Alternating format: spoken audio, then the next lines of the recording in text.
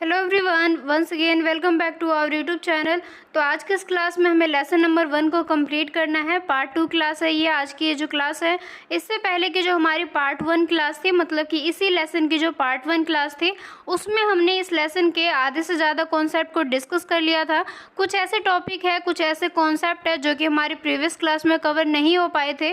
तो आज के इस क्लास में उन्हीं सारे रिमेनिंग टॉपिक को हमें कवर करना है और लेसन नंबर 1 को कंप्लीट करना है। तो अब स्टार्ट करते हुए अपनी क्लास को, जहां से आज की इस क्लास में हमें सारे कॉन्सेप्ट को, सारे टॉपिक को डिस्कस करने हैं। तो आज की जो हमारी क्लास है यहाँ से स्टार्ट होने वाली है कार्यालय हिंदी का क्षेत्र।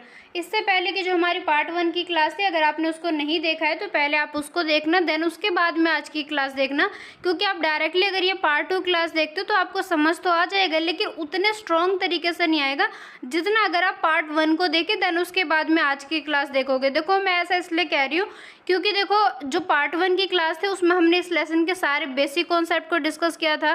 तो पहले तो आपको बेसिक कॉन्सेप्ट पता होने चाहिए, तभी आप मेनली जो काफ़ी इंपॉर्टेंट कॉन्सेप्ट है उनको समझ पाओगे, थोड़ा सा रिलेट कर पाओगे। तो सबसे पहले हमारे पास में बेसिक इन्फॉर्मेशन होना चाहिए, बेसिक नॉलेज होना चाहिए। देन उसके बाद में आप किसी टफ कॉन्सेप्ट को या किसी हार्ड टॉपिक को भी आप आसानी से समझ सकते हो। तो कहने का मतलब ये है मेरा कि पार्ट 1 की क्लास अगर आपने मिस कर दिया तो पहले आप पार्ट 1 की क्लास देखना, देन उसके बाद में आज की क्लास देखना। और अगर आपने देख रखा है तो आपके लिए क्लासेस में काफ़ी ज़्यादा हेल्प प्रोवाइड होगा, आपको सारे कॉन्सेप्ट सही तरीके से समझ में आ जाएगा। तो अब बिना टाइम को वेस्ट करे हुए जो हमारी क्लासेस है इसको हम स्टार्ट करते हैं। तो सबसे पहले देखो, आज की जो हमारी क्लास में जो सबसे पहले टॉपिक है कार्यालय हिंदी का क्षेत्र। इसका मतलब क्या है कि देखो, हमारे राज्य के अंदर, हमारे देश के अंदर जितने भी ऐसे ऑफिसेज हैं जो कि सरकारी कार्यालय के रूप में माने जाते हैं, मतलब कि हम ऐसा मानते हैं कि ये सरकारी ऑफिस है। आपके घरों के आसपास में, आपके आसपास में कई सारे ऐसे ऑफिस होंगे जो कि सरकारी ऑफिस होंगे, जहाँ पे हम किसी न किसी काम के लिए जाते हैं।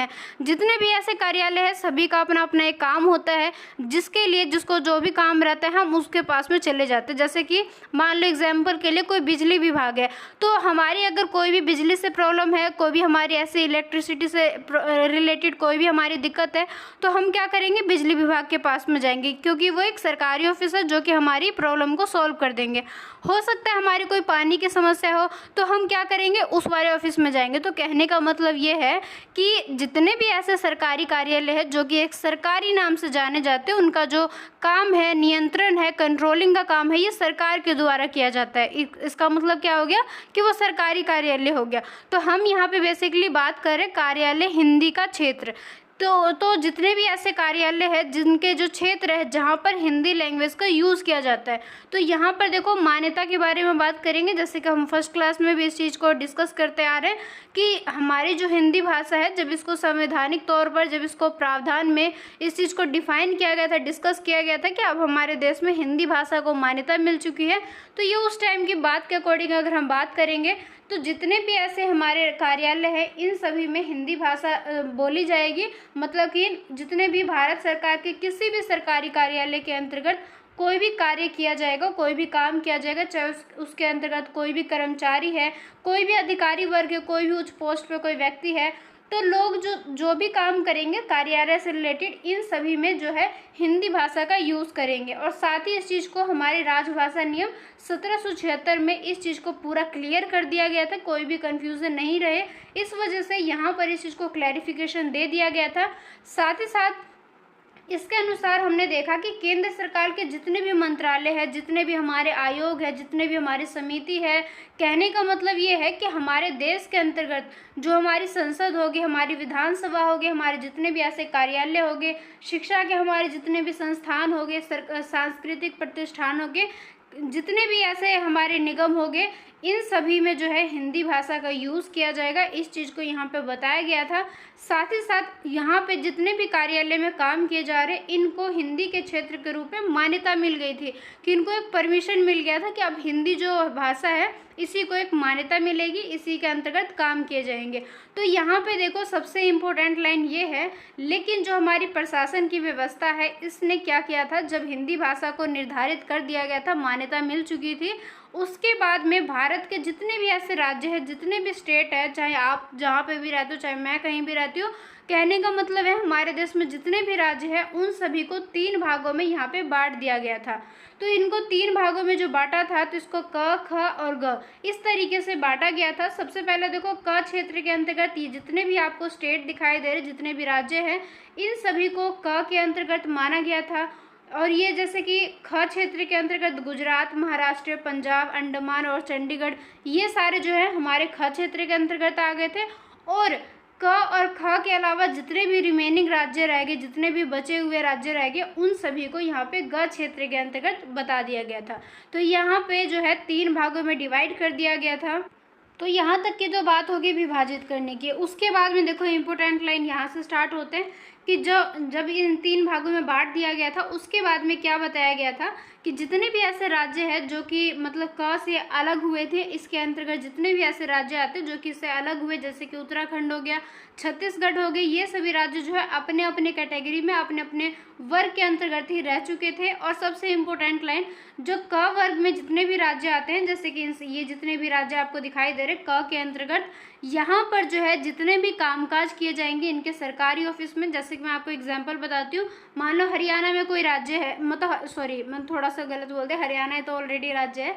तो हरियाणा के अंतर्गत जितने भी ऐसे कार्यालय हैं जहाँ पर मान लो कोई भी कामकाज किया जाता है सरकारी ऑफिस में, चाहे हिमाचल प्रदेश की बात कर लो, मध्य प्रदेश की कर लो, राजस्थान, बिहार, उत्तर प्रदेश, किसी की भी बात कर लो इनमें से, मतलब क के अंतर्गत जितने भी आपको स्टेट दिखाई दे रहे हैं इनमें से किसी की भी बात कर लो, इनके अंतर्गत जितने भी कार्यालय है जिनमें जो है सिर्फ और सिर्फ हिंदी भाषा का ही यूज़ किया जाएगा उनके कामकाज में। इसके साथ में एक चीज़ और बताया गया है, लेकिन यदि अगर वो चाहे कि किसी अन्य वर्ग के राज्य या संघ शासित प्रदेशों के साथ में मान लो कोई भी कामकाज करते हैं, पत्र व्यवहार करते हैं, मान लो कोई भी लेटर जो है आपस में एक दूसरे के साथ में बदलते हैं, एक्सचेंज करते हैं, एक दूसरे को कोई भी पत्र भेजते हैं, तो यहाँ पर है उनको अंग्रेजी पत्रों के साथ में हिंदी अनुवाद भी अनिवार्य रूप से भेजा जाएगा। कि मतलब कि जब ये क के अंतर्गत जितने भी ऐसे राज्य आ रहे हैं, जितने भी ऐसे स्टेट हैं, ये अगर कोई भी पत्र व्यवहार करते हैं किसी दूसरे वर्ग के राज्य के साथ में, तो यहाँ पर सबसे इम्पोर्टेंट चीज़ है कि वो इंग्लिश में, मतलब कि अंग्रेजी भाषा में तो करेंगे ही करेंगे, साथ में उनको हिंदी में भी उसकी ट्रांसलेशन देनी पड़ेगी। अनुवाद का मतलब होता है ट्रांसलेट करके देना। तो यहाँ पर क्या है, उनको इंग्लिश और हिंदी दोनों में ही भेजना पड़ेगा। साथ ही जो ख क्षेत्र की अगर हम बात करें, ख क्षेत्र के अंतर्गत देखो ये जो दिखाई दे रहे हैं, मैं आपको यहाँ पे डॉट्स के थ्रू बता रही हूँ, जो गुजरात हो गए, महाराष्ट्र हो गए, पंजाब हो गए, मतलब इनके अंतर्गत अगर कोई भी कार्यालय आते हैं, इनके इस राज्य में जितने भी ऐसे सरकारी कार्यालय हैं, इनमें जब कोई भी काम किया जाएगा तो वो आंशिक रूप से, मतलब कि थोड़े से हिंदी में और आवश्यकता पड़ेगा जहाँ पे हमें लगेगा कि यहाँ पे ज़रूरत है इंग्लिश लैंग्वेज की, मतलब कि अंग्रेजी भाषा की, तो यहाँ पे जो पत्रों का अनुवाद किया जाएगा, मतलब कि यहाँ पे अंग्रेजी में भेजे गए पत्रों के अनुवाद हिंदी में भेजना अनिवार्य होगा। मतलब कि ये कह सकते हो आप कि हिंदी और इंग्लिश दोनों में ही भेजना है, काफ़ी ज़्यादा ज़रूरी है। क्योंकि देखो ये स्टार्टिंग की बात करें, वहाँ पर क्या है, जैसे कि जब तक हिंदी भाषा को मान्यता नहीं मिली थी, जब तक जो दूसरे सरकार थे जो कि हमारे दूसरे देश के थे, जैसे कि मतलब कि हमारी स्वतंत्रता से पहले, तो वहाँ पर तो सारी कामकाज जो है अंग्रेजी भाषा में किए जाते थे। लेकिन बाद में जब हमारी हिंदी भाषा को मान्यता मिली तो हिंदी में ही काम किया जाने लगा सभी कार्यालय में। लेकिन कुछ टाइम के लिए लोगों को रिलैक्सेशन दे दिया गया था कि कुछ टाइम के लिए जो है इंग्लिश में भी, मतलब कि अंग्रेजी भाषा में भी कामकाज को किए जाएंगे। तो इन्हीं चीज़ों को यहाँ पर डिफाइन किया गया है। तो ये हो गया हमारे क और ख की बात। अब हम बात करेंगे ग क्षेत्र के अंतर्गत। तो यहाँ पे देखो सरकार द्वारा मान लो कोई भी जो पत्र है वो भेजा जाएगा अंग्रेजी में ही होंगे, मतलब कि ग क्षेत्र में केंद्र सरकार द्वारा भेजे जाने वाले सभी पत्र जो है वो अंग्रेजी में होंगे। किंतु लेकिन ग क्षेत्र के अंतर्गत आने वाले जितने भी राज्य है या संघ राज्य के कोई भी मान लो कार्यालय हो गए, कार्यालय का मतलब ऑफिस है, बार बार कोई भी कंफ्यूजन मत रखना, मतलब जितने भी ऐसे हमारे ऑफिस हो गए जो कि मैंने स्टार्टिंग में आपको डिफाइन किया, जैसे कि बिजली विभाग हो गया, पानी का कोई भी विभाग हो गया, मतलब कि जो भी हमारी समस्या उससे रिलेटेड जो भी विभाग हो गए, कार्यालय हो गया, ऑफिस जो हो गया, तो आप थोड़ा सा ऐसे कनेक्ट करने की कोशिश करना। अगर मैंने आपको एक बार बता दिया तो उसको ध्यान रखना थोड़ा सा। तो ये कार्यालय हो गया, जितने भी केंद्र सरकार के कार्यालय आ गए जो कि हमारे सेंट्रल सरकार के अंतर्गत आते जितने भी कार्यालय। तो यहाँ पे क तथा ख क्षेत्र के अगर मान लो कोई भी राज्य है तो वहाँ पे अगर पत्र को भेजेंगे तो वहाँ पे हिंदी और अंग्रेजी किसी भी भाषा में हो सकते हैं। मतलब केंद्र सरकार जो है वो अंग्रेजी भाषा का यूज़ करेंगे, लेकिन जो भी राज्य या संघ राज्य है इनके बीच में आपस में कोई भी कामकाज किए जाएंगे तो यहाँ पे दोनों भाषाओं का यूज़ किया जाएगा। तो इस प्रकार से हम क्या देख सकते हैं, तो केंद्र सरकार तथा क क्षेत्र में आने वाले जितने भी राज्य कार्यालय में पूरी तरीके से हिंदी में किया जाना अनिवार्य है। किसी असाधारण स्थिति में मान लो कोई भी ऐसा सिचुएशन आ गया जहाँ पर जो है हिंदी के स्थान पर अंग्रेजी में भी पत्र व्यवहार किया जा सकता है। मतलब कि अगर लगता है कि नहीं हिंदी में ये पॉसिबल नहीं है या इस तरीके के जो कामकाज है वो अंग्रेजी में ही होना चाहिए जो कि पहले किया जा रहा था, तो यहाँ पर इस चीज़ को मान्यता मिल गई थी। इस चीज़ को बता दिया गया था कि वो यहाँ पर अगर उनको लगता है कि ज़रूरत है यहाँ पे सिर्फ और सिर्फ अंग्रेजी भाषा का, तो यहाँ पर जाके वो यूज़ कर सकते हैं। लेकिन जो है इसी तरीके से क और ग क्षेत्र में जितने भी ऐसे प्रावधान हो गए, ये हमारे कार्यालय हिंदी के जो क्षेत्र है वो निर्धारित किया गया है। देन उसके बाद में इतना हो गया। उसके बाद में बताया गया कि जैसे कि हमारे क क्षेत्र के अंतर्गत जितने भी हमने अभी तक डिस्कस किया कि इसके अंतर्गत जितने भी मान लो कोई भी जिला न्यायालय आते हैं वो क्या है अपने काम को पूरी तरीके से हिंदी में ही करेंगे। इसके अलावा वे जितने भी जिला न्यायालय हो गए वो अपने राज्यीय भाषा में, मतलब कि हर राज्य की अपनी अपनी कोई लोकल लैंग्वेज रहती है तो वो उस भाषा में भी काम करने के लिए स्वतंत्र है, उनको ये फ्रीडम मिली हुई है। साथ ही जो उच्च न्यायालय है यहाँ पर उनको इस तरीके से नहीं मिला है, वो जो है सारे काम को अंग्रेजी भाषा में ही करेंगे। लेकिन मान लो कोई जो विशिष्ट परिस्थिति आ जाती, कोई भी ऐसी सिचुएशन आ जाती जहाँ पे हमें लगता है कि अंग्रेजी के साथ साथ में ही हिंदी भाषा में भी इस चीज़ को बताया जाना ज़रूरी है, तो यहाँ पर जो है हिंदी में बात को प्रस्तुत किया जा सकता है। लेकिन जो न्यायालय द्वारा जो भी निर्णय लिया जाएगा वो अंग्रेजी के रूप में ही मान्यता होंगे, उसको हिंदी में अनुवाद करने की आवश्यकता नहीं रहेगी। तो इस तरीके से हम क्या कह सकते हैं कि देखो बार बार एक तरीके से तो हिंदी को इतना इम्पोर्टेंस दे दिया गया कि हम बार बार कह रहे हैं कि हिंदी हर कार्यालय में माना जाएगा या उसको एक मान्यता मिल गई, लेकिन देखो कहीं ना कहीं हर जगह इसको सीमित कर दिया गया है, क्योंकि हर जगह ये तो कह रहे हैं कि हिंदी भाषा का यूज़ किया जा रहा है, लेकिन साथ साथ अंग्रेजी भाषा को भी उतना ही मतलब कि मान्यता मिल रही है। हर जगह कह रहे हैं कि अंग्रेजी को भी यूज़ किया जा सकता है।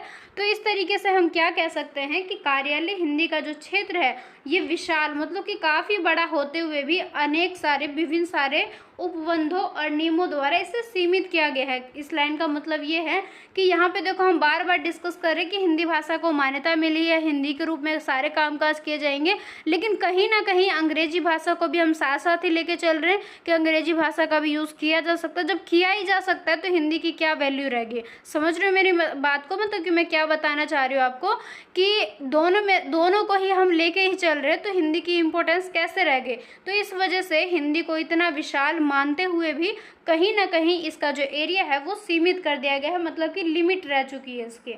उसके बाद में है कि संविधान में हिंदी को राजभाषा का स्थान तो दिया गया है, लेकिन वर्तमान दौर में देखोगे आप हिंदी पट्टी के क्षेत्रों में हिंदी राजभाषा के रूप में न तो सम्मान अर्जित कर सकी न ही लोगों में रुचि। कि जिस तरीके से आप देखोगे आज के टाइम में भी हम ऐसा मानते हैं कि राजभाषा हमारी हिंदी है, हिंदी में ही हमें बात करना चाहिए, हिंदी में ही सब काम करने चाहिए, लेकिन ऐसा नहीं हो पाता है। हमारे जो आज के टाइम है इसके अकॉर्डिंग अगर हम बात करें तो हर काम अंग्रेजी मतलब कि इंग्लिश लैंग्वेज में ही की जाती है। इवन लोग बोलते भी हैं और इवन सारे काम भी किए जाते हैं। तो कहने का मतलब ये है कि बेशक राजभाषा है लेकिन लोगों के बीच में उतनी रुचि नहीं बना सके। बस ये है कि हमारी भाषा है तो हम उसको अपनी डेली लाइफ में यूज़ करते हैं, इसी में हम कम्युनिकेट करते हैं, आपस में बातचीत करते हैं। लेकिन अगर वही देखो कोई भी काम काज आगे, चाहे आपके स्टडी से रिलेटेड हो गया, चाहे आप किसी जॉब प्लेस पे हो, तो सब जगह जो है अंग्रेजी भाषा का ही यूज़ किया जाता है। एक घर की बात अलग है, लेकिन अगर आप कहीं पे भी ऑफिशियली जाओगे तो वहाँ पर क्या है, अंग्रेजी भाषा जितना इम्पोर्टेंट लगता है, जितना इम्पोर्टेंस लोग उसको देते हैं, उतना हिंदी को नहीं देते हैं। तो इस तरीके से इसकी जो एरिया है वो कहीं ना कहीं जाके लिमिट रह चुकी है। इसके साथ ही देखो लेकिन कुछ सालों से लोग थोड़ा सा ज़्यादा इसके प्रति एक्टिव हो चुके हैं, लोग ज़्यादा इसके मतलब इसको लेके ज़्यादा एक तरीके से हम बोल सकते हैं कि सीरियस हो चुके हैं कि तकनीकी के जितने भी ऐसे टेक्नोलॉजी आ चुके हैं, जैसे कि सोशल मीडिया आ चुकी है, इसके आने के बाद में हम देख रहे कि हिंदी को मिलने वाली एक वैश्विक पहचान ने स्थितियों को बदल दिया है। लोग जो है अपनी भाषा को वैश्विक तौर पर पहचान बनाए रखना चाहते हैं, क्योंकि आप देखोगे भी कई सारे ऐसे बातें आती है कई बार जो कि हमारे भाषा से रिलेटेड हो जाते हैं, जहाँ पर हम ये मानते हैं कि हमारी भाषा तो हिंदी है, तो यही एक वैश्विक पहचान होनी चाहिए। लोगों को पूरी तरीके से बदलने की कोशिश नहीं करना चाहिए। इसलिए पिछले कुछ वर्षों में देखोगे आप, राजभाषा के लिए क क्षेत्र में जितने भी राज्य, ये जितने भी हमने संघ शासित प्रदेशों के बारे में डिस्कस किया, वहाँ पे हिंदी भाषा कार्यालय की भाषा के रूप में प्रयोग में ली जाने लगी है। कि ऐसा माना जा रहा है कि जब हमारी राजभाषा में हिंदी भाषा को ही हमने मान्यता मिला था, तो हमारा जो कामकाज है वो भी हिंदी में ही किया जाना चाहिए। तो इस तरीके से इसका प्रचार प्रसार किया गया है, ताकि लोग जो है इसके प्रति थोड़ा सा जागरूक हो सके। उन्हें पता होने के बाद भी जो अपनी ही चीज़ों को इग्नोर ना करे, ये ना सोचे कि हाँ मिला था मान्यता बट हम नहीं करेंगे यूज़। इस तरीके से कोई भी नहीं होना चाहिए। सारे कार्यालय में हिंदी लैंग्वेज का यूज़ किया जाना चाहिए। तो इसके लिए काफ़ी ज़्यादा प्रचार प्रसार किया जा रहा है। दूसरी ओर देखोगे, भारत के प्रधानमंत्री या विदेश मंत्री अपने विदेश दौरों में भी लगातार जो अपने राष्ट्र का मत हिंदी में रखने लगे। आप देखोगे भी आज के टाइम में भी जो न्यूज़ हो गया, या काफ़ी सारे ऐसे लोग हो गए जो कि पॉलिटिकल मतलब नेता रहते हैं, वो आज के टाइम में भी अगर हमसे कोई बताना चाहते हैं तो वो बिल्कुल प्योर हिंदी का यूज़ करते हैं। आप सबसे अच्छा एग्जांपल न्यूज़ का ले लो। जितने भी आप देखोगे टीवी में या किसी भी प्लेटफॉर्म पे देख लो, चाहे आप फ़ोन के थ्रू देख लो, लैपटॉप के थ्रू देख लो, अगर आप किसी न्यूज़ चैनल को देखते हो तो अगर जो स्पेशली इंग्लिश लैंग्वेज में बताते हैं वो उनकी बात अलग है, बट ज़्यादातर जो न्यूज़ चैनल है वो सारे न्यूज़ को बिल्कुल अच्छे तरीके से बिल्कुल प्योर हिंदी का ही यूज़ करके बताते हैं। मतलब ऐसी लैंग्वेज जो कि हमें समझ भी आती है, प्योर भी रहती है बट हमें समझ में आती है। तो यहाँ पे देखोगे बिल्कुल ही हिंदी लैंग्वेज का ही यूज़ किया जाता है उनके द्वारा।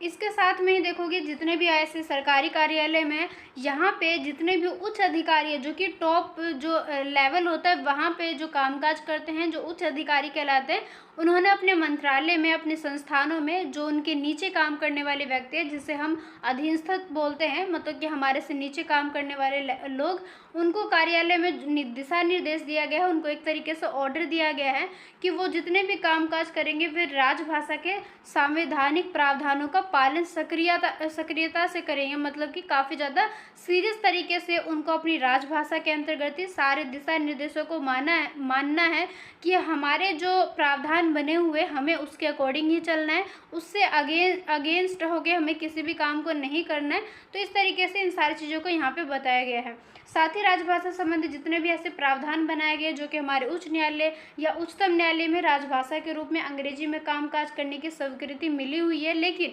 जो कुछ टाइम से देखोगे आप, कुछ वर्षों से देखोगे, अनेक राज्य में यहाँ पे जितने भी क्षेत्र आते हैं, जितने भी कार्यालय आते हैं, यहाँ पे उच्च न्यायालयों ने सभी चीज़ों को हिंदी में प्रस्तुत करने की स्वीकृति मिलने लगी है। लोग जो है इसके प्रति ज़्यादा जागरूक है, इसको हिंदी में प्रस्तुत करने की हिंदी में स्वीकार्यता मिलने लगी है, इसको लोग लेके चल रहे। यहाँ तक कि देखोगे आप, जो वर्ष 2016 में देखोगे उच्चतम न्यायालय ने इसको आग्रह के रूप में लिया था, इसको थोड़ा सा विनती टाइप में लिया था कि उसे हिंदी में ही अपनी वाद की बहस करने की अनुमति प्रदान की। कि जो लोग हैं अपने मतलब कोई भी, मान लो कोई भी जो बात बताना चाहते, कोई भी वाद करना चाहते, तो यहाँ पे उनको हिंदी में बताना है, इस चीज़ की उनको अनुमति मिली थी। साथ ही देखोगे न्यायालयों में न्यायाधीश भी धीरे धीरे इस चीज़ को जानने लगे हैं, परिचित होने लगे कि भारत की जो ज़्यादा से ज़्यादा जनता है वो हिंदी भाषा में ही सहज हो पाते, मतलब कि एक तरीके से कंफर्टेबल हो पाते हैं हिंदी लैंग्वेज में ही कम्युनिकेट करने में। तो यहाँ पर इस चीज़ को सामान्य नागरिक की उचित न्याय मिल सके, इसलिए न्यायाधीश भी है अब हिंदी कार्य जो भी उनका कामकाज है वो कार्य की स्वीकृति जो है वो हिंदी में ही काम करेंगे। इस तरीके की स्वीकृति जो है उनको प्रदान करने लगी है। कहने का मतलब ये है कि स्टार्टिंग में तो मान्यता मिल गई, लेकिन लोग उतना ज़्यादा उसके प्रति एक्टिव नहीं थे, लोग उतना ज़्यादा सीरियस नहीं ले रहे थे। लेकिन आज के टाइम में भी काफ़ी ज़्यादा लोग जागरूक हो चुके हैं कि सरकारी कार्यालयों में भी या न्यायालय की भी, मतलब किसी भी ऐसे सरकारी दफ्तरों की बात कर लो, किसी भी चीज़ की, तो यहाँ पर जो है अब जाके जो है हिंदी के प्रति और ज़्यादा जागरूक होने लगे, पहले से अधिक होने लगे और हिंदी के विकास पर ज़्यादा ध्यान देने लगे हैं। ऐसा मतलब लेके चलने लगे कि जब हमारी राष्ट्रभाषा है तो इसके प्रति हमें जागरूक रहना चाहिए, इसको हमें थोड़ा सा मतलब कि अनदेखा या नज़रअंदाज नहीं करना चाहिए। उसके बाद में देखो विगत वर्षों में, मतलब विगत का मतलब होता है कि पिछले कुछ वर्षों में देखा कि केंद्र सरकार के वो सभी कार्यालय जो कि क सूची में या इसके अलावा ख और ग क्षेत्र में आते हैं, जो कि अभी अभी हमने डिस्कस किया था कुछ मिनट पहले, उन क्षेत्रों में केंद्र सरकार के जो भी कार्यालय है ये द्विभाषी कार्यालयों को अपनाया जा रहा है। मतलब 2 लैंग्वेजेस का यूज़ यहाँ पे किया जा रहा है। वहाँ पे अंग्रेजी के साथ साथ में हिंदी को भी यूज़ किया जाने लगा है। अगर कोई भी चीज़ को मान लो इंग्लिश में, मतलब कि अंग्रेजी में उसको हम दे के भेज रहे किसी भी पत्र को, तो साथ साथ हिंदी में भी उस चीज़ को अनुवाद करके और फिर भेजना काफ़ी ज़्यादा ज़रूरी है। इतना ही नहीं, भारत के काफ़ी सारे ऐसे केंद्रीय विश्वविद्यालय हैं जहां पर केंद्र सरकार के गृह मंत्रालय द्वारा ये ऑर्डर दिया गया है, ये दिशा निर्देश जारी किए गए हैं कि वे अपने सभी कार्यों का निष्पादन जो है केवल और केवल हिंदी में या द्विभाषी फॉर्मूला की जो नीति है इसके बेस पे करेंगे, मतलब कि हिंदी में ही करेंगे, या द्विभाषी का मतलब कि 2 लैंग्वेजेस का यूज़ उनको करना पड़ेगा। तो सिर्फ हम ये नहीं कह सकते कि उनको छूट मिली हुई है कि वो अंग्रेजी में करेंगे, तो ऐसा नहीं है, उनको जो है हिंदी में करना ही करना है। इस तरीके से दिशा निर्देश दिया गया है।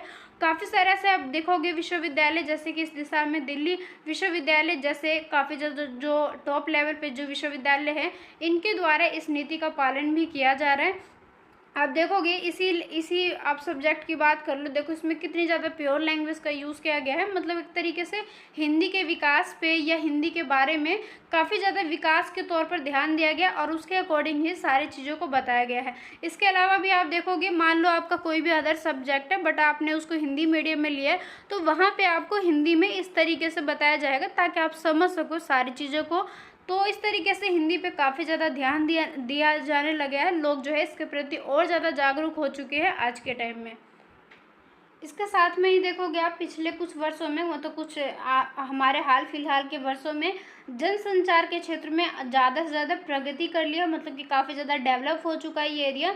जनसंचार का मतलब ये है कि हमें संचार करने के जितने भी माध्यम हमारे सामने में अवेलेबल है, जैसे कि आपके सामने आजकल काफ़ी ज़्यादा सोशल मीडिया हो गया, टीवी हो गया, टेलीविज़न हो गया, टेलीफोन हो गया, जितने भी ऐसे जनसंचार के माध्यम हैं इन सभी ने काफ़ी ज़्यादा डेवलप हो चुका है। इनकी जो टेक्नोलॉजी है इनके माध्यम से, इसके हेल्प से जो लगातार लोगों का जो एक रुझान है, मतलब कि लोगों का जो एक इसमें रुचि है या एक कह सकते हैं कि इंटरेस्ट है, ये काफ़ी ज़्यादा बढ़ चुका है। तो यहाँ पर जो है इस क्षेत्र में रोज़गार की संभावनाएं मिल सकती है, मतलब कि लोगों को जॉब मिल सके। इस वजह से यहाँ पे जनसंचार के जितने भी ऐसे माध्यम हैं इन्होंने अपने लक्षित, मतलब जो भी इनका एक दर्शक है, मतलब हमें पता रहता है ना कि हमारे दर्शक कौन है, तो इनको ध्यान में रखते हुए काफ़ी सारे ऐसे योजनाएं के कारण यहाँ के कार्यालय में हिंदी में दक्ष लोगों को नियुक्ति की जा रही है कि जिन लोगों को हिंदी में बिल्कुल कार्य जो है बिल्कुल परफेक्ट तरीके से करना आता है या बोलना आता है, तो उनकी जो है नियुक्तियाँ, मतलब कि उनको वो जो जॉब है वो मिलती जा रही है। तो इस तरीके से काफ़ी सारी नियुक्तियाँ की जा रही है। विशेष रूप से देखोगे सबसे ज़्यादा जो है इलेक्ट्रॉनिक मीडिया में हिंदी का ही जो है सबसे ज़्यादा निरंतर जो एक बढ़ता चला जा रहा है। मतलब कि आप देखोगे इलेक्ट्रॉनिक मीडिया में जितने भी ऐसे हमारे मीडिया है, यहाँ पे देखोगे आप सबसे ज़्यादा हिंदी भाषा का यूज़ किया जाता है। जैसे मैंने आपको एग्जांपल के लिए भी बताया था अभी कि आप देखोगे कोई भी न्यूज़ चैनल आप देख लो, यहाँ पर जो है सबसे ज़्यादा हिंदी लैंग्वेज में ही किसी भी न्यूज़ को बताया जाता है। वो इस तरीके से बातचीत नहीं करते कि बीच में इंग्लिश का भी कोई वर्ड यूज़ कर लिया या हिंदी का भी कोई वर्ड यूज़ करके मिक्सअप करके चले, तो ऐसा वो नहीं करते। आप देखोगे, ध्यान देना कभी, तो वो हिंदी भाषा का ही यूज़ करता है। अगर कोई चैनल स्पेशली इंग्लिश लैंग्वेज में ही है तो उनकी बात अलग है, वो तो एक स्पेशली हो गया इंग्लिश लैंग्वेज में ही बताएंगे। बट अगर आप हिंदी चैनल की, नॉर्मल चैनल की बात करो तो वो हमेशा हिंदी में ही करते हैं। निश्चित रूप से देखोगे इससे क्या हुआ कि एक हिंदी का जो एक प्रभाव है वो बढ़ता चला जा रहा है। इस कार्यालय हिंदी को और ज़्यादा जो एक विस्तार करने का अवसर मिलेगा, मतलब कि एक उनको मौका मिल जाएगा इस चीज़ को और ज़्यादा डेवलप करने में। तो वैसे तो देखो किसी भी भाषा का जो संबंध है वो रोजगार से जुड़ जाता है, तो स्वयं ही अपने विकास के रास्ते तलाश लेती है। जैसे कि हमें लगता है कि अगर मान लो अगर हमें किसी भी लैंग्वेज में, चाहे वो हिंदी है, चाहे वो अंग्रेजी है या कोई दूसरा ही क्यों ना है, किसी दूसरे देश का ही क्यों ना है, अगर हमें लगता है कि हमें इस फील्ड में जाना तो हम उसकी तरफ ज़्यादा ध्यान देने लग जाते हैं। तो ये तो सिंपल सी बात है। अगर कोई भी चीज़ हमारे रोजगार से, हमारे करियर से या हमारे जॉब से रिलेटेड है तो उसके प्रति हम ज़्यादा सीरियस हो जाते हैं। हमें लगता है कि अगर हमें नहीं भी आता है तो भी हम इसे सीखने की कोशिश करते हैं, चाहे वो कोई भी भाषा हो। तो यहाँ पे हम स्पेशली हिंदी की बात कर रहे हैं। तो हिंदी जो है यहाँ पे अगर हमें लगता है कि अगर हमें इस फील्ड में जाना है, या मान लो कि आप एग्जाम्पल के लिए चलो कि काफ़ी सारे ऐसे स्टूडेंट जो कि आज के टाइम में सोचते हैं कि आगे जाके हमें एक न्यूज़ चैनल का एक पार्ट बनना है, एक हमें इस तरीके से जॉब लेना है, तो वो अभी से सोच लेते हैं कि अगर हमें इस तरीके से जाना तो हमें हिंदी के बारे में सही तरीके से नॉलेज होना चाहिए, हमें मीनिंग भी पता होना चाहिए। ऐसा नहीं कि हम बोल रहे बट हमें उसके बारे में सही से मीनिंग ही ना पता हो। तो इस तरीके से इसके प्रति लोग जो है जागरूक हो रहे हैं। इससे क्या है कि हिंदी का विकास होएगा। इतना ही नहीं, भारत सरकार और इसके अलावा भी कई सारे ऐसे राज्य हैं जो कि सोशल मीडिया पर जनता से सीधे संवाद, मतलब कि डायरेक्टली अगर उनसे कोई बातचीत करते हैं, तो अपनी नीति ने भी कार्यालय हिंदी को ही एक दिशा प्रदान किया है, वहाँ पे हिंदी भाषा का ही यूज़ किया जाएगा। तो यहाँ पे देखो, भारत की विशाल जनता जो है, मतलब इतनी बड़ी जो जनता है, इतनी बड़े जो लोग हैं, ये सोशल मीडिया के विभिन्न रूप में एक्टिव हो चुके हैं। सक्रिय का मतलब एक्टिव होना होता है। तो इसमें देखोगे काफ़ी सारे ऐसे रूप है जहाँ पे जो लोग हैं सोशल मीडिया के थ्रू काफ़ी ज़्यादा एक्टिव है। इस जनता ने सबसे ज़्यादा, मतलब कि हिंदी भाषी प्रदेशों में जनता है। और यहाँ पे देखो, जो भी इनका क्रिया है, ये मंत्रालय में या कोई भी इनके कार्यालय है जहाँ पे नीतियों को समाज तक पहुँचाने के लिए या समाज में इस चीज़ को बताने के लिए जो है लोग हिंदी भाषा को जानने वाले लोगों की नियुक्तियाँ करते हैं, ताकि वो उनको सही तरीके से बता सके, सही तरीके से क्लियर करवा सके। तो इसलिए वहाँ पे देखा जाता है कि किनको इस तरीके से अच्छी नॉलेज है हिंदी की, ताकि वो क्या है सामाजिक तौर पर या सामाजिक रूप में कोई भी अगर चीज़ को हमें पहुँचाना है लोगों तक, तो इसका यूज़ करके वो अच्छे तरीके से बता सके। इसके अलावा भी भारत सरकार ने सभी मंत्रालयों को अपनी वेबसाइट को अंग्रेजी और हिंदी दोनों लैंग्वेज में बनाने के दिशा निर्देश दिए गए हैं कि अगर भारत सरकार के कोई भी ऐसे मंत्रालय है, उनका जो भी वेबसाइट है, वहाँ पे अगर मान लो किसी भी चीज़ को शेयर किया जाएगा तो वो हिंदी और अंग्रेजी दोनों ही तरीके से कर सके। सिर्फ ये नहीं है कि वो इंग्लिश में ही किसी चीज़ को बताए। तो इस तरीके से दिशा निर्देश दिया गया। अब इसका कितना वो यूज़ करेंगे वो उनके ऊपर डिपेंड करता है, बट इस चीज़ को बताया गया। आप अपने सिलेबस के अकॉर्डिंग चलो कि आपका सिलेबस क्या कहता है कि यहाँ पे इस चीज़ को बताया गया। अब रियलिटी में क्या है उससे आप इतना मत ध्यान देना, बस आप ये समझो कि यहाँ पे दोनों चीज़ को बताया गया है, दिशा निर्देश दिया गया है। तो इसका प्रभाव जो है हमें स्पष्ट रूप से दिखाई देता है। साथ ही आप देखोगे बाजार में किसी भी चीज़ की वस्तुओं की जो मांग है वो बढ़ाने के लिए हम क्या करते हैं, एडवर्टीजमेंट का, मतलब कि विज्ञापन का सहारा लेते हैं। तो सेम इसी तरीके से लोगों ने हिंदी को एक लोगों में इस चीज़ को बताने के लिए या लोगों में इस चीज़ के प्रति ज़्यादा जागरूक करने के लिए जो है विज्ञापन का यूज़ किया जा रहा है। इसके अलावा भी काफ़ी सारे आप देखोगे, काफ़ी सारे ऐसे प्रतिष्ठान की हमारी नीतियाँ रहते हैं, योजनाएँ रहते हैं, जहाँ पर जो है योजनाओं को भी जो है वो सहज भाषा में सामाजिक रूप से तैयार करते हैं, ताकि हम इसको लोग आपस में सहज हो सके, थोड़ा सा कंफर्टेबल होकर इस चीज़ को समझ सके। तो भले ही इस निजी प्रतिष्ठानों ने कार्यालय में जो हमारी भाषा है वो राजभाषा की तरह ना हो, लेकिन बदलते हुए दौर के साथ साथ देखोगे जो कार्यालय भाषा है वो बदलती जा रही है। तो इसमें कोई भी समस्या नहीं होनी चाहिए, लोगों को इसके अकॉर्डिंग चलना पड़ेगा। हमें थोड़ा सा देखना चाहिए कि हमारी मान्यताएँ क्या है, हमारे प्रावधान हमें क्या बताते हैं।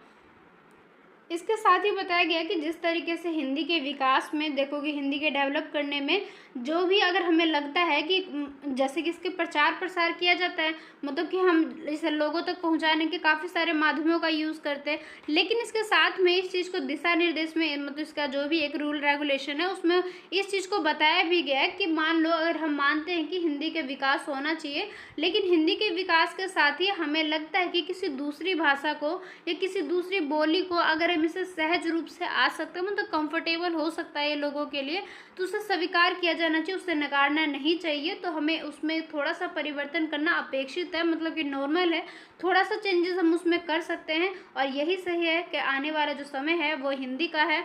वैश्विक स्तर पर हिंदी ने अपनी पहचान को स्थापित कर ली है। इसके साथ ही सभी लोग जानने लगे हैं वैश्विक स्तर पर कि ये जो हिंदी भाषा है ये भी एक भाषा है और इसे एक वैश्विक पहचान मिल चुकी है। अगर हम भारत की बात करें तो कोई दूसरे कंट्री का जो पर्सन है, कोई भी जो पर्सन है वो समझ सकता है कि अगर भारत देश है तो उसकी जो भाषा है वो स्पेशली एक हिंदी है जिसे मान्यता प्राप्त मिली है। लेकिन इसके साथ में लोग किस तरीके से बातचीत करते हैं, कौन से लोकल का यूज़ करते हैं या अंग्रेजी भाषा का यूज़ करते हैं या हिंदी का यूज़ करते हैं, वो चीज़ अलग है। बट जो एक स्पेशली अगर हम बात करें कि बिल्कुल एक सही तरीके से, तो इसको वैश्विक रूप से हिंदी को ही मान्यता प्राप्त मिली हमारे देश के अंतर्गत। इसके अलावा भी सामान्य जनता की संवेदनाओं की भाषा को भी विकसित नहीं किया, बल्कि प्रशासन की भाषा के रूप में उसमें देखोगे जितने भी जो परिवर्तन है इसको स्वीकार किया गया है। और विश्व के कई सारे ऐसे देश में जिसमें भारत की जो है मतलब कि जो भाषा बताया जा रहा है कि भारतीय की असीमता जो है वो सहज रूप से हिंदी के साथ में संबंध हो जाती है, कि हमें लगता है कि अगर ये भारतीय है तो उसके साथ में जो हिंदी लैंग्वेज है वो नॉर्मल होना है, मतलब कि वो हिंदी में ही बात करेंगे ज़्यादातर। अगर वो किसी और का यूज़ करते हैं तो हाँ वो यूज़ करते हैं क्योंकि उनके लिए वो कंफर्टेबल चीज़ है, कोई कंफर्टेबल लैंग्वेज है। लेकिन अगर मान लो कोई दूसरे देश का पर्सन है, अगर वो किसी भारतीय से मिलता है तो वो क्या समझेगा ये भारतीय है, इसकी जो पहचान है वो हिंदी भाषा के रूप में मिली हुई है। तो विश्व के देखोगे पूरे वर्ल्ड में 150 से ज़्यादा देशों में जो है हिंदी को एक पठन पाठन हो रहा, मतलब कि लोगों के बीच में जो हिंदी भाषा है ये पॉपुलर है, लोग इसे जानते हैं, पहचानते हैं, पढ़ते हैं। तो इस तरीके से वैश्विक रूप से हिंदी को जो है प्रतिष्ठित कर भारत का एक असीमता का एक सशक्त आधार हमें एक बेस बनाना है। इस वजह से भारत की जनता को इसके प्रति जो है एक सर्वप्रिय भाषा के रूप में स्वीकृति प्रदान करती होगी, मतलब कि लोग इसका यूज़ कर भी रहे थे और कर भी रहे और आगे आने वाले टाइम में भी करेंगे। इसमें मान लो कुछ टाइम पे कोई भी विवाद आ जाता है तो इस राजभाषा के पद पर केवल स्थापित नहीं करना होगा बल्कि उसे प्रतिष्ठा भी देनी होगी जिसकी वह हकदार है। तो मतलब हम सिंपली बस ये कह सकते हैं कि हमारी ये मान्यता प्राप्त भाषा है जिसे हमें बोलना चाहिए, पढ़ना चाहिए और हर तरीके से इसके साथ में हमें कनेक्ट होके रहना चाहिए। इसके साथ में यहाँ पे काफ़ी ज़्यादा इम्पोर्टेंट चीज़ को बताया गया है कि जैसे कि आप देखोगे कि भारत के अंतर्गत अगर हम मान लो कोई लोग जो है या कोई भी ऐसा पर्सन है जो कि ये कहता है कि ये तकनीक और विज्ञान की जो भाषा है वो अंग्रेजी ही है, इस वजह से हमें अंग्रेजी को ही ज़्यादा महत्व देना चाहिए, तो ऐसा नहीं है। देखो जो जितने भी ऐसे देश है जैसे चीन हो गए, जापान हो गए, फ्रांस हो गए, इस तरीके से कोई भी जो दूसरा देश है वो उनकी जो लैंग्वेज है, मतलब कि उनके देश में जो भाषा मान्यता प्राप्त मिली है वो उसी भाषा में ही तकनीकी, मतलब कोई भी टेक्नोलॉजी, कोई भी जो साइंस हो गया, विज्ञान हो गया, इसका ज्ञान जो है मतलब इसकी जो नॉलेज है उन्होंने अपने ही लैंग्वेज में लिया, इसी को एक प्रतिष्ठा उन्होंने दिया है। तो इस तरीके से देखोगे जब उनके देश में सारे कामकाज उनकी भाषा में ही होते तो हमारे देश में क्यों नहीं किया जाना चाहिए? हमें भी तो अपनी चीज़ों को इम्पोर्टेंस देना चाहिए कि अब मान लो वो अपनी चीज़ों को इम्पोर्टेंस दे रहे तो हम उनकी चीज़ों को ना देके हमें भी तो अपनी चीज़ को इम्पोर्टेंस देना चाहिए, थोड़ा सा इम्पोर्टेंट मानना चाहिए। तो इस वजह से इसको देखते हुए भारत को भी हिंदी को ज्ञान, विज्ञान और तकनीकी रूप में भाषा के रूप में स्थापित करना होगा कि भारत के अंतर्गत भी हमें इस चीज़ को लेके आना पड़ेगा कि भारत में मान लो कि हिंदी को ही ज्ञान के रूप में, विज्ञान के रूप में या तकनीकी रूप में एक स्थापित करना होगा, लोगों को इसके बारे में पता होना चाहिए। तो ऐसा नहीं है कि अगर मान लो हमारा कोई भी बड़ा एक कामकाज है जो कि हमारे ज्ञान से, विज्ञान से या किसी भी तरीके से तकनीकी रूप में संबंधित है, टेक्नोलॉजी रूप से, तो हम उसको ये सोचें कि ये अंग्रेजी में इसको अनुवाद करना या अंग्रेजी में इस चीज़ को डिफ़ाइन करना ज़्यादा सही है। तो ऐसा नहीं है कि जब दूसरे देश अपनी चीज़ों को इतना महत्व दे रहे तो हमें भी उनके अकॉर्डिंग अपने चीज़ों को देना चाहिए। इससे जो एक सामान्य जन इस भाषा के प्रति गौरव, मतलब थोड़ा सा हम प्राउड फील कर सके, इसका भाव अर्जित कर इसमें कार्य करने में समर्थ होंगे। अगर लोग आपस में मिलके इस चीज़ को प्राउड फील करेंगे, लोगों को लगेगा कि जब हमारी ये मान्यता प्राप्त है तो हम इसमें शर्म क्यों करें, या हम इसको थोड़ा सा प्राउड फील करके ले सके, गौरव महसूस करें। इस वजह से लोग जो है अगर इस प्रकार की जो थिंकिंग है, सोच है, अगर ये रखेंगे तो सभी लोग इसमें अपना समर्थन देंगे, सभी लोग अपना योगदान देंगे और हिंदी साहित्य और संपर्क की भाषा के समान ही देखोगे आप कार्यालय हिंदी के रूप में ख्याति का मतलब होता है गुडविल, तो गुडविल प्राप्त करने में काफ़ी ज़्यादा समर्थ होगी, मतलब इसकी एक जो है अलग से एक पहचान बन सकेगी। तो ये पूरा चैप्टर था आपके हिंदी भाषा के ऊपर में ही। इसके बाद में यहाँ से एक्सरसाइज स्टार्ट हो गए। तो बस आज के इस क्लास में बस इतना ही। देखो हमारा पूरा लेसन ही कंप्लीट हो गया। तो इसके बाद में जो हमारी नेक्स्ट क्लास होगी उसमें अपने नए लेसन को, मतलब कि सेकंड लेसन को स्टार्ट करेंगे। तो बस फीडबैक में ज़रूर से बताना कि आज की क्लास आपको कैसी लगी, सारी चीज़ समझ में आ गए होंगे। लेकिन बट फिर भी अगर कहीं पे भी कोई कन्फ्यूज़न हो गया, कोई लाइन आपको लगे कि ये चीज़ नहीं समझ आए और दोबारा से रिपीट करना चाहिए, तो आप किसी भी कन्फ्यूज़न को कमेंट सेक्शन में बता देना। मैं आपको वहीं पे आपका जो भी डाउट रहेगा उसको अच्छे तरीके से क्लियर करके बताऊँगी। जिस तरीके से क्लासेस में हम किसी चीज़ को डिस्कस करते हैं सेम उसी तरीके से मैं आपको वहाँ पे भी बता दूँगी। तो अगर कोई भी डाउट है तो आप ज़रूर से शेयर करना, किसी भी डाउट को मत रखना, क्योंकि हमारी फर्स्ट लेसन है। अगर यहीं से कोई डाउट बन जाएगा तो आगे जाके काफ़ी ज़्यादा बड़ी डाउट डाउट बन जाएगी जिसको सॉल्व करना काफ़ी ज़्यादा टफ हो जाता है। तो इस वजह से कोई भी कन्फ्यूज़न मत रखना, सारी चीज़ों को क्लियर करते हुए चलना। क्लियर करते हुए सारे कॉन्सेप्ट को समझते हुए चलोगे तो आपको सारी चीज़ों की पहचान रहेगी, सारी चीज़ें आपको कॉन्सेप्ट के तौर पर सही रहेंगे, आपके जो कॉन्सेप्ट है वो काफ़ी ज़्यादा स्ट्रॉन्ग रह पाएंगे, सारी चीज़ें क्लियर रहेंगे, एग्जाम में अच्छे मार्क्स आएंगे। तो इस वजह से सारे कॉन्सेप्ट को अच्छे तरीके से समझ के चलना। तो बस आज की इस क्लास में बस इतना ही। फीडबैक में ज़रूर से बताना क्लासेस कैसे लगी। क्लासेस को लाइक एंड शेयर करना मत भूलना। फर्स्ट टाइम चैनल पे विजिट करें तो सब्सक्राइब भी ज़रूर से कर लेना। तो आज की इस क्लास में बस इतना ही, मिलते हैं अपने नेक्स्ट वीडियो में। तब तक के लिए bye, take care and thank you so much.